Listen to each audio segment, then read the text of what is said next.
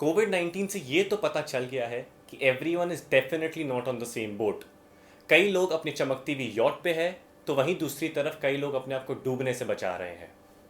Hello everyone, I am Achal Jain, the founder of the business maven, and welcome back to another video. आज की video में हम बात करेंगे कोविड-19 ए द इनइक्वालिटी वायरस के बारे में। We will talk about how this virus has worsened the already existing gap between the rich and the poor. So let's begin. Due to COVID, on one hand, where there were millions of job losses, millions being pushed into extreme poverty, वहीं on the other hand, nothing stopped the rich from getting richer and richer. खाली 2020 में pandemic के दौरान India के top 100 billionaires ने अपना wealth 30 lakh crore से ज़्यादा इंक्रीज किया है। India added 1 billionaire every 10 days in 2020. Mukesh Ambani himself made 90 crores every hour last year. And ये कब? जब दूसरी तरफ 24% of India's population, 24% was earning less than rupees 3,000 a month. एक अनस्किल्ड वर्कर्स को 10,000 साल से ज़्यादा लगेंगे उतना कमाने में जितना मुकेश अंबानी ने एक घंटे में कमाया है। Do you want to know how unequal India is? 2019 में इंडिया ने जितना वेल्थ क्रिएट किया था उसका 75% was held by India's top 1%। And वहीं दूसरी तरफ इंडिया के 70 करोड़ पुअर पॉपुलेशन ने खाली अपना वेल्थ 1% से इंक्रीज किया था। See this picture in front of you. This will show you about the harsh reality between the ultra rich and the ultra poor. आपको पता है 22% of India's population is in poverty. Basically government एक poverty line define करती है कि कोई भी अगर इससे कम खर्चा करे दिन में तो वो पॉवर्टी में है, और वो उसका अमाउंट है a person spending below ₹27 in rural area and below ₹33 in urban area is considered to be in poverty. Imagine you और मी लिविंग ऑन ₹1,000 और ₹900 a month. It's impossible, right? Forget saving, जब कोई slide medical emergency भी आ जाए ना तो ये कुछ नहीं कर सकते। तो ये 22% भी is not a real reflection of the poverty. India एक एग्रीकल्चरल बेस्ड इकोनॉमी है and it provides 50% of the jobs in India. But वहीं दूसरी तरफ उसका कंट्रीब्यूशन खाली 17% ऑफ द जीडीपी है।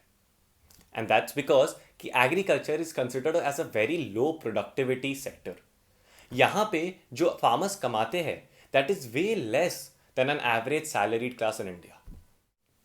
पिछले कुछ सालों में जो इंडिया में ग्रोथ आया है that is because of the growth in services sector and not majorly because of manufacturing sector. Services sector में खाली स्किल्ड, मोर और लेस स्किल्ड एम्प्लॉयज को जॉब मिलता है, बट मैन्युफैक्चरिंग सेक्टर में एक अनस्किल्ड एम्प्लॉय को भी जॉब मिलता है। अगर आप एक होटल इंडस्ट्री में काम करते हो या आईटी इंडस्ट्री में, आपको एक सर्टेन अमाउंट ऑफ क्वालिफिकेशन चाहिए। बट मैन्युफैक्चरिंग सेक्टर में अगर आप काम करते हो एंड आप अनएजुकेटेड हो तो आपको एक लेबर वर्क भी मिल सकता है and that gives you employment.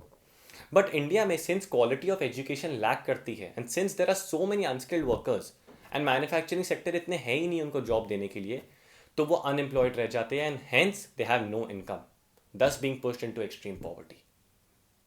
Last but not the least, India is a country with high population and India को उतना कमाना भी होगा ताकि इंडिया खर्चा कर पाए for the betterment of the needy. But India में ऐसा नहीं हो रहा। आउट ऑफ 140 करोड़ पीपल, खाली 1.5 करोड़ पीपल पे income tax in India. That is a very sad number. ये नंबर को इम्प्रूव करना बहुत ज़्यादा ज़रूरी है। एंड ये तो कुछ नहीं है, आपको पता है इंडिया में income earned from agricultural sector is tax free. मतलब आप एग्रीकल्चर करके अगर कोई भी इनकम कमाते हो so you don't have to pay tax. तो अगर एक फार्मर महीना का 5 लाख रुपया कमाता है जो रिच फार्मर है, and on the other hand एक सैलरीड क्लास 30,000 रुपया महीना कमाता है, उसको तो टैक्स देना पड़ता है बट फार्मर को नहीं। सो गवर्नमेंट को एनी हाउ एक टैक्स लाना होगा जो रिच फार्मर्स को टैक्स कर पाए। आपको पता है 2012 में एक आरटीआई के तहत ये पता चला कि ओवर 8 लाख फार्मर्स थे जिन्होंने अपना इनकम करोड़ में दिखाया है बट जीरो टैक्स दिया है उस पर। सॉल्यूशंस में जाने से पहले मैं एक चीज़ क्लियर करना चाहता हूँ। Economic growth and economic development में बहुत फ़र्क है। इकोनॉमिक ग्रोथ मतलब जो normal increase in GDP of the economy, but economic development मतलब improvement in the quality of life and standard of living of a person, as in better health care, better education, better life expectancy at birth. ये सब चीज़ में improvement होना मतलब economic development में improvement होना। पिछले कुछ सालों में इंडिया में इंप्रूवमेंट तो आई है इकोनॉमिक ग्रोथ में, इंडिया का जीडीपी तो बढ़ा है, बट इंडिया का इकोनॉमिक डेवलपमेंट में उतना प्रॉमिसिंग रिजल्ट नहीं देखा गया है. So we need to work on economic development on the other hand as well. सबसे पहले गवर्नमेंट का फोकस होना चाहिए उन लोगों पर जो सबसे ज़्यादा इंपैक्टेड है कोविड से, या जो एक्सट्रीम पॉवर्टी में पुश हो गए बिकॉज ऑफ कोविड, और उनका मदद करने के लिए चाहिए पैसा. और ये पैसा आएगा कहाँ से?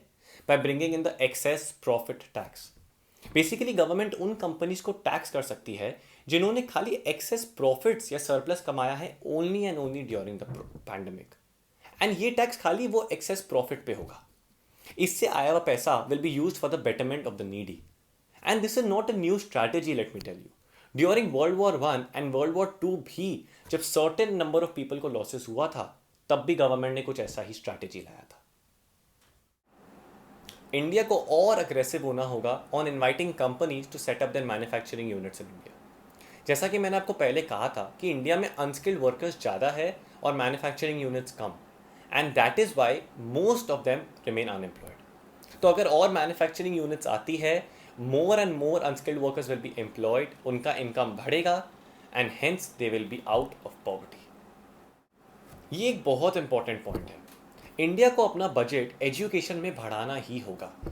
2020 के बजट में इंडिया ने 99,000 करोड़ अलॉट किया था एजुकेशन को, जो 2021 में कम होकर 93,000 करोड़ हो गया है. And this was not very well received by Indians, and इसके रीजंस भी है. ऑब्वियसली आफ्टर कोविड कई स्कूल्स बंद थे, कई कॉलेजेस बंद थे, एंड कई कॉलेजेस आज भी बंद है, and that is why the mode of education has shifted online. But क्या इंडिया के पास वो इंफ्रास्ट्रक्चर है ऑनलाइन क्लासेस कंडक्ट करने का? According to a 2018 NITI Aayog report, 55,000 villages in India के पास मोबाइल नेटवर्क कनेक्टिविटी नहीं है. And listen to this, 4%, only 4% of the rural population of India have internet connection. Most teachers, students do not have the infrastructure to either conduct or receive online classes. और इस time पे अगर आप education पे खर्चा कम करते हो, तो this is not a very healthy move. Do you know COVID has had a very severe impact on girls? Due to unavailability of education for months, they were asked to let go education completely and were forced into marriage. आप ये graph देखिए अपने सामने, and कैसे ये orange part peak करता है 2020-21 में. सिंस एजुकेशन था ही नहीं कई महीनों तक, उनको एजुकेशन छुड़वा के उनका शादी करा दिया गया है. आपको पता है 2018 के यूनिसेफ डेटा के हिसाब से 27% girls were forced into marriage before the legal age of 18. And imagine Covid के बाद ये परसेंटेज कितना बढ़ गया होगा. कई लड़कियां अब स्कूल नहीं जाएंगी. And that is why I'm saying India lacks quality education, and in fact it lacks education also at most places. And that is why the government cannot afford to reduce the budget on education. It needs to focus on education, and not just that, it needs to focus on skill-based learning. In conclusion, I just want to say that a billionaire boom is not a sign of a thriving economy, but instead it's a signal of the failing economic system.